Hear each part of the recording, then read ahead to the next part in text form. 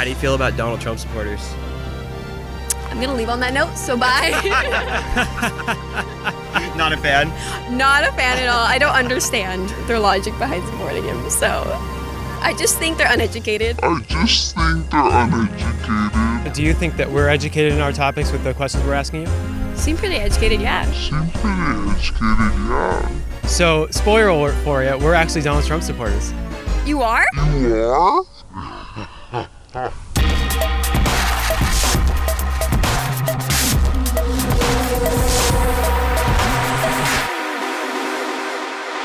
whole point Trust me, is, honey, the whole point is you'll never be white enough. I just think they're uneducated. Hey guys, I'm Salim Juma, your host of Operation Cold Front. And I'm Dion Thompson, one of the co-hosts. And today we were asking people if there should be a white privilege tax. It's a topic that has come up many times in the social justice circles. And we're going to find out if perhaps a tax should be incorporated for white people's privilege. We're going to be exposing the hypocrisy of the left with this, and it's going to be absolutely hilarious. So make sure you check out the video because it's going to be amazing. Cheers, and stay classy, Seattle. So our question for today is, there's this a lot of talk about white privilege and, white power and stuff like that. So what would you feel if we were to implement a white people tax? Like for their privilege. Oh, whoa.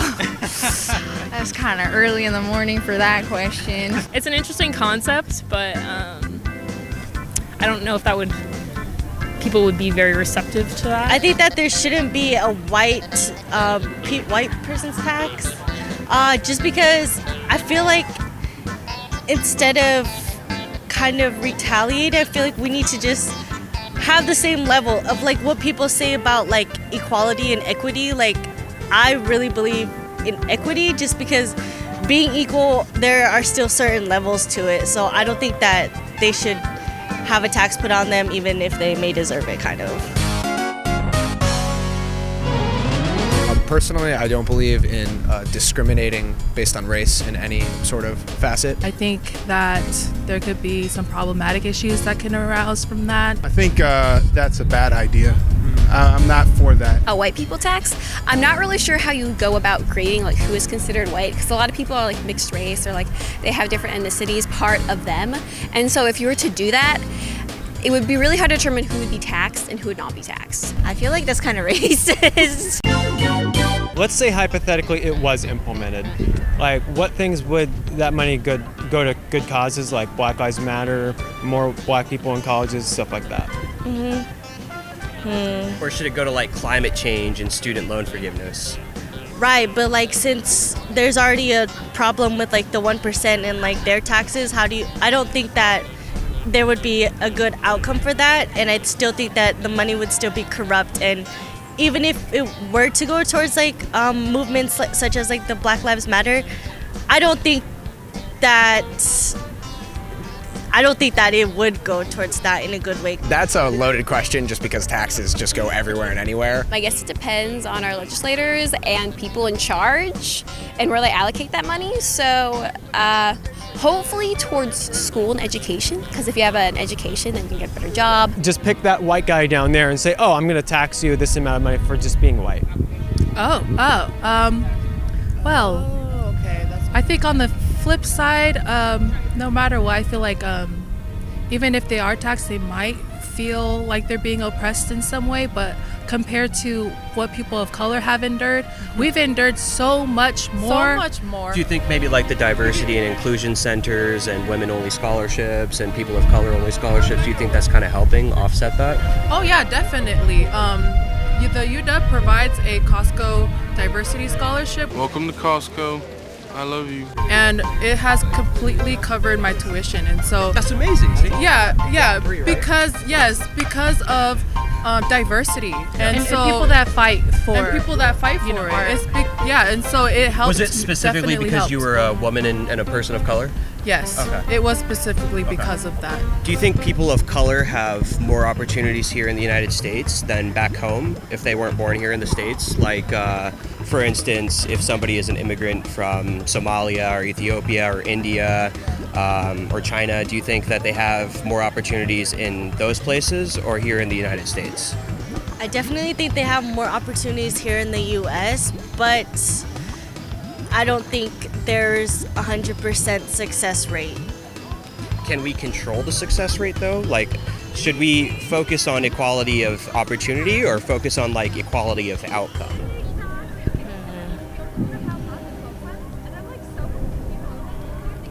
It's a tough one, I know. Yeah, because I feel like they really do go hand in hand, and you can't touch on one base without touching on the other, so I might be at a loss here.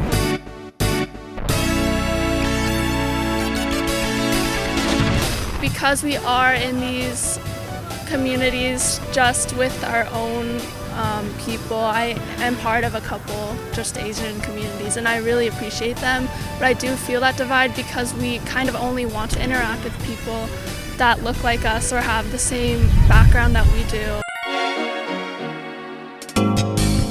I do understand that there are certain policies that can and could be implemented to help people who have been oppressed better their situations, but to take away from someone else's situation based on their race, I don't believe in that. I'm like a firm believer in white privilege, and I definitely think that people that are white should recognize their privilege and kind of take a step back and realize that people of color, including myself, are very discriminated against. But I don't know if putting a white person tax would fix that issue or even like make it better in that way. Because I think about, you know, my white privilege and how that's perceived. And to me, it's really hard to blanket it and say white people have it better off. I think in a lot of ways, you know, I was born into a better situation than a lot of other people, but I've still had my fair share of struggles. What do you think of implementing a white people tax? That's weird.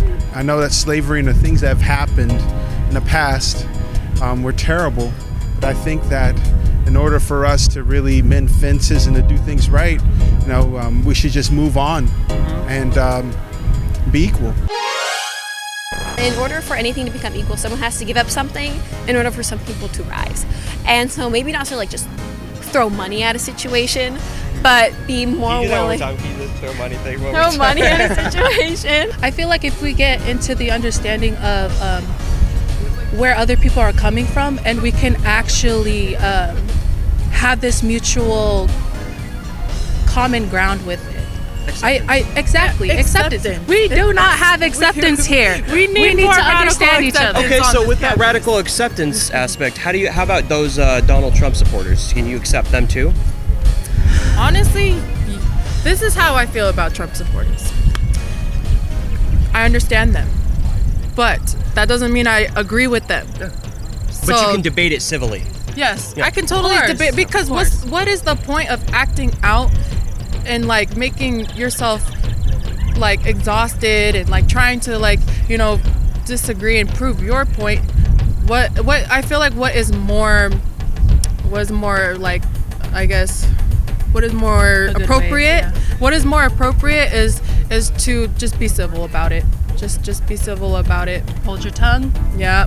When you want to lash out, you gotta. Because But stand for what you believe in. But of You gotta course. stand. There's a way to do it though. Yeah. Civilly. Civilly. Do you believe white privilege exists?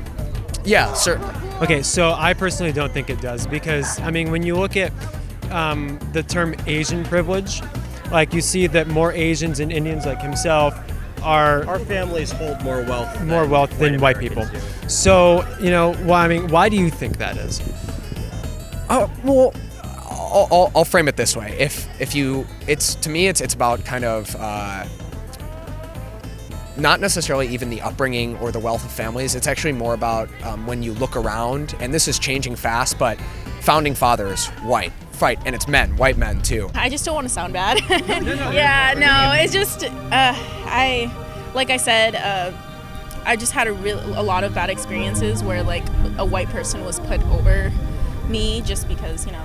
In Minnesota, you said? Yeah, and it's kind of ridiculous, especially with the whole Trump thing. Like, people were telling me to go back to the border, and I'm like, I was born here. Wait, people actually told you that? Yeah, like white conservatives? Yeah, white conservatives. I want to say that I'm really sorry that happened to you. Like, we're right-wingers, but we would never ever do that. Like the first thing I assume if somebody's here is that they were probably born here. And even if somebody is, you know, an immigrant, or even if they happen to be undocumented or something like that, I have friends in DACA, and I disagree with illegal immigration. But at the same time, I mean, you can't just accuse people of that because of the color of their skin. You don't know that person. Actually, go back to India.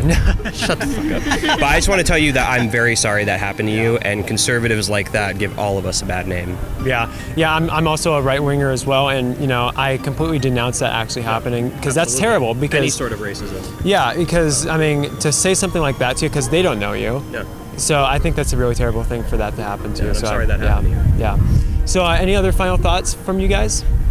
I don't know. I just think diversity is very important because, like I said, growing up in it, it makes you feel very different about yourself. Yep. Like, so. Yeah, I think my high school was like 98% white, so. I also believe that racial representation should be a thing, but I don't think we should attack white people just because they're white. So that's just Yeah, I honestly couldn't agree more, because you know, there's this racism towards white people, because you look at there's an article that one of the leaders of Black Lives Matter wrote, and it literally said 10 demands from Black Lives Matter to white people, and one of those things was basically, the whole article is give everything up. But one of the specific things was give up your house to a black person. I'm like, what? Like, look, if I was white, I mean, I'm black, but if I was white, No, he's white. obviously, but if I was white, I'd be like, oh hell no, I'm not giving up my house. I earned that shit, you know? Like, oh hell no, you know? yeah, I feel like that causes more racism and like hatred toward each other, and like, yeah, it's kind of like, what was I don't know if I'm getting this right, but I feel like Malcolm X was saying something like that, where like segregation is good, blacks will be like the better one, and it's just like that's the same thing as what white people was doing and such. Instead of focusing on that, why don't we live in a merit-based society where it doesn't matter what the color of your skin is, if you have the credentials to handle your business and get a job, or get into a certain school or whatever. Like when I meet someone, I don't judge their gender, their skin color. I just say, okay, can this person handle their business? Great. Boom, done. And especially being part of the conservative movement, because there's so few of us in Washington. I mean, you meet so many people of different skin colors and different backgrounds, and you accept, like, you know, people say that conservatives hate homosexuals, but our friend Kyle over there, who's watching our backs, is super gay, you know, and that's just, it is what it is. We don't give a shit. And we like, when we found that out, we were like, so? Yeah. Which is kind of whatever, dude. Yeah. I think racism is kind of changing in the sense that our generation, whether you're on the right or the left, I think it's dying off. So, and that makes me happy. Yeah. Any other final thoughts? Well, like I see what you're saying about the whole, like, you know, how you see other people and you're not, like, you know, racist, but there's still a lot of people, and I don't think it's going to change just because there's like so many hate groups like the KKK and all that stuff. It's dying just, off though. Hopefully. Is it though? Is it? Do we know for sure? So let me talk. Here, give me this. So the old guard of like the racist groups are dying off. The new, I guess, hate group would be what you would call like the alt-right. But the alt-right is interestingly, a lot of them are just like 4chaners that make like racist jokes online. And I would say a lot of the power base from the alt-right comes from like this pushback from social justice against white people in general. So when white people feel attacked consistently, it's the same thing that, you know, black people felt back in the 60s, joining the Black Panthers and their social justice movements, fighting segregation. If you push against somebody long enough, you're going to drive them to the other side. And that's kind of what the main base of the alt-right, at least the younger generation. I'm sure there, you know, there's of course neo-Nazis, there's, you know, Peckerwoods, Aryan Brotherhood. There's a lot of those groups, but the old guard is certainly dying off. And this new group of like alt-righters that are racist, I don't even think they're necessarily racist. I think they're more, you know, edgy, you know, jokesters online. Well, no, they are, you know, edgy jokesters online, but also I think if we stopped pushing against white people so much, the alt-right would lose much of its power base. So that's kind of my thoughts on it. I'm sure you guys may think differently, but that's kind of where I'm at with the alt-right. So I don't know about the alt-rights, but I feel like racism has certainly changed its forms than it used to be, but I feel like it's still concealed and still is happening. For example, rather than calling a certain group Muslims, they call them terrorists, but we all know what ethnical group they're referring to. So in that certain way, yes, it's not socially acceptable to be completely outright upfront about being racist, but you can still maneuver around it and still be societally acceptable. So interestingly, I'm actually Muslim myself, but I think that standing against Islamic radicalism is very, very important. And as far as the something that gets brought up to me as a Trump supporter a lot is like, well, how can you support somebody that supported a Muslim ban? First off, I want to say that the so-called Muslim ban was a certain group of countries. It was actually written under the Obama administration. Trump just implemented it. Secondly, ISIS had stated numerous times that they were going to send their men into the refugees' influx, and they were going to get them into both Europe and the United States based on those refugees. They were going to just seed them into the groups, and that's kind of what Trump was trying to fight. I also think Saudi Arabia should have been implemented in that group. I think that's where the biggest form of Islamic terrorism comes from, and I think that Donald Trump is making a mistake keeping Saudi Arabia as one of our greatest allies, because I think they fund, I think, 80 or 90% of terrorism around the world. But my entire point is, I don't think that right-wingers hate Muslims. I think there is definitely a base on the right, especially the boomers and Gen Xers that we've dealt with it a lot, where there's a lot of hatred towards Muslims.